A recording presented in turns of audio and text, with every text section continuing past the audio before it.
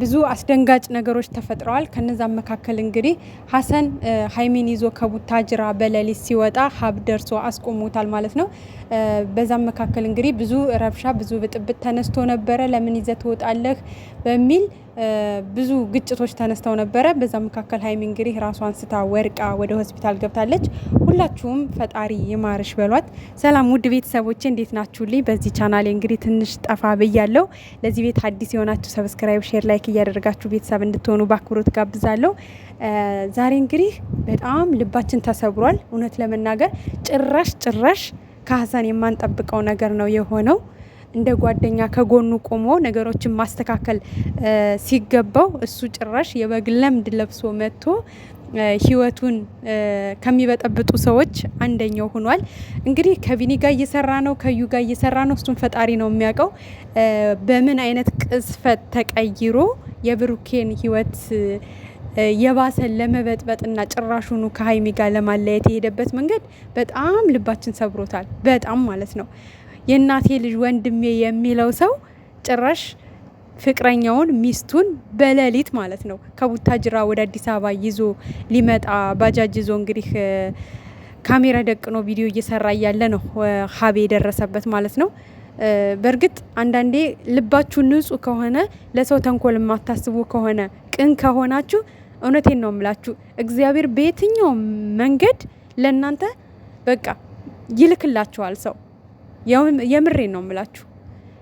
በቃ እግዚአብሔር በሰዎች ተመስሎ በየቦታው እናንተን የሚደግፍ እናንተን ካደጋ የሚያድን ነገር ይልክላችኋል። እና ዛሬ ሀብን የላከው ፈጣሪ ነው። የምሬን ነው የምነግራችሁ።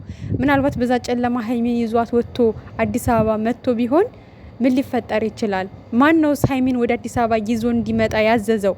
እዩ፣ ቢኒ ወይስ ሌላ ብሩክና ሀይሚ እንዲለያዩ የሚፈልጉ ጠላቶች? ሀሰን ልንገራችሁ በደንብ ታዞ ነው ስራውን እየሰራ ያለው በደንብ ማለት ነው። ጓደኛዬ ወንድሜ ከሚባል ሰው እንደዚህ አይነት ድርጊት በጭራሽ አይጠበቅም። ግን ደግሞ ለሰዎች ታዞ የሰዎችን ስራ እያከናወነ ነው የሚገኘው ሀሰን። ስለዚህ ብሩኬ ከዚህ በኋላ ከሀሰንም መጠንቀቅ ሊኖርብህ ይገባል ማለት ነው። ሀይሚም እንደዛው አንቺን የጠቀመሽ መስሎሽ ሊሆን ይችላል ሀይሚዬ፣ ግን ሀሰን የበለጠ እሳት ውስጥ የበለጠ ሀዘን ውስጥ ሊከትሽ ነው። አይጠቅምሽም እና ያው አልጠቀመሽም። እንድትታመሚ ድጋሚ ፌንት እንድትነቀይ መንገዱን ከፈተ ማለት ነው። ከዚህ በፊት በዩ ምክንያት ወደቅሽ፣ ዛሬ ደግሞ በሀሰን ምክንያት።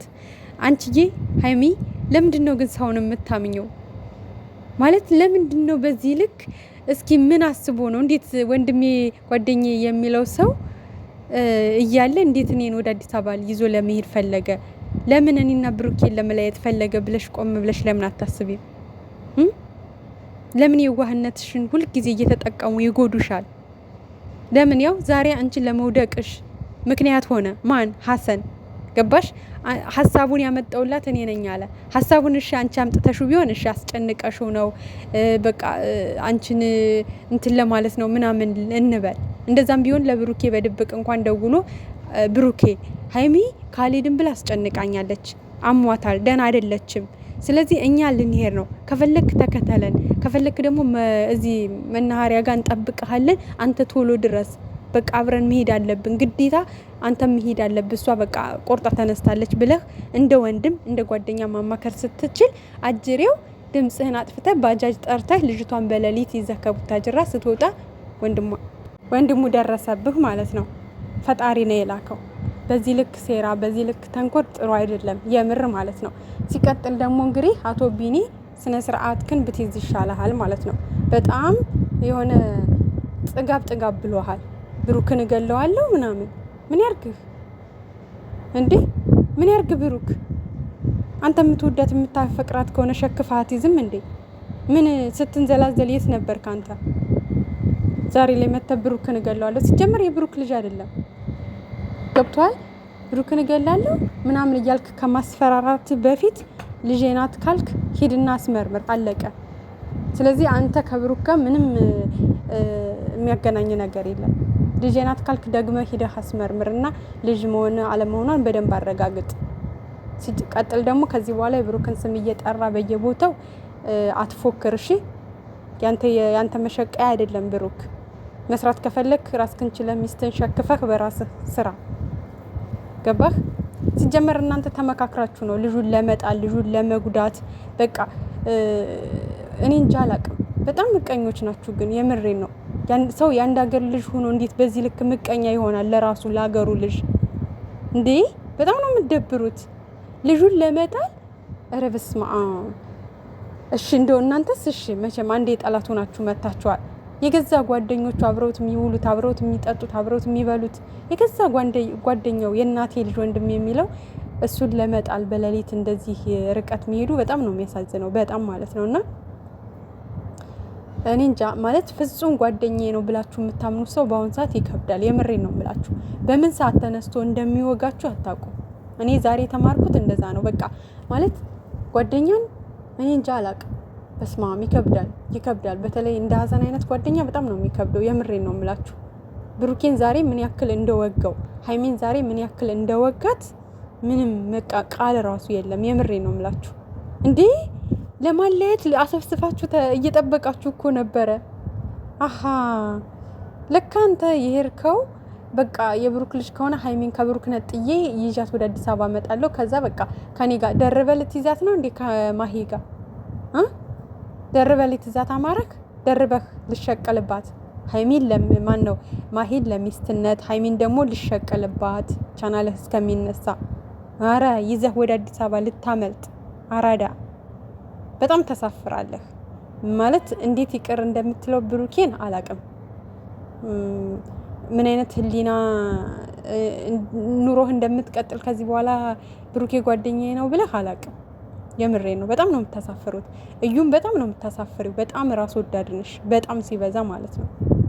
አሁንም የልጄን አባት ከኔ ጋር ጥሩ ህይወት ይኖራል፣ ከሱ ጋር ጥሩ ህይወት እኖራለሁ፣ ከብሩክ ጋር ብዙ እቅድ ያላቸው ሰዎችም ተስፋ ይቁረጡ ምናምን እያልሽ ትፎክሪያለሽ። ምን አይነት ሰው ናችሁ ግን እናንተ? እንዴ የምር በጣም ነው የምታሳፍሩት። አረ በስመ አብ። በተለይ የምር ይሄን 2 ቀን 3 ቀን የሚሰራው ስራ በቃ በጣም የሚያስጸይፍ ነው። የምሬ ነው የምላችሁ። እና ሀይሚ ባክሽ ተረጋጊ። ከሀሰን ጋር ወተሽ ልትረጋጊ እንደማትችይ አንቺ ራስሽ እንዴት እንደጠፋሽ አላውቅም። ለራሱ መረጋጋት የማይችል ሰው ነው እንኳን ሰው ሊያረጋጋ። ገብቶሻል? የባሰ ህይወትሽን ሲወል ሊያረጋው ነው። ገብቶሻል? ካሜራ እየደቀነ እረፍትም አይሰጥሽም። አዲስ አበባን ብትመጪ አንዴ ማሂ ቤት አንዴ ራሱ ቤት እያደረገ እየቀረጸ አንድ የሆነ ቤቱ ቁጭ አረግሽና ወይ ደግሞ ቤትሽ መጥቶ በቃ አለ አይደለ ሰውን እየጠራ ወይ ሲወጣ ሲያናገረ ምናምን እያለ ብቻ እንደ ባለፈው ፊልም ሊሰራብሽ ነው። ራሽን ከሀሰን ጠብቂ ሀይሚ። እስኪ ብልጥ ሁኝ፣ እንደው በፈጠረሽ አምላክ ብልጥ ሁኝ። በቃ ለሚወዱሽ ሰዎች ለምንወድሽ ሰዎች ዘኝ። ሁሌ በእናንተ የዋህነት እኛ መቃጠል የለብንም። በቃ ብልጥ የምትሆኑ ከሆነ ብልጥ ሆኑ እንዴ። እና በቃ በጣም ነው ያዘንኩትኝ። የምር ዛሬ በጣም ነው የደበረኝ፣ በጣም ነው የከፋኝ። ሀይሚ ባለፈው ደግማ ለቀሰች ብለን ስንናድር ዛሬም ደግማ ወደቀችና በጣም ልባችን እየሰበረችው ነው ያለችው።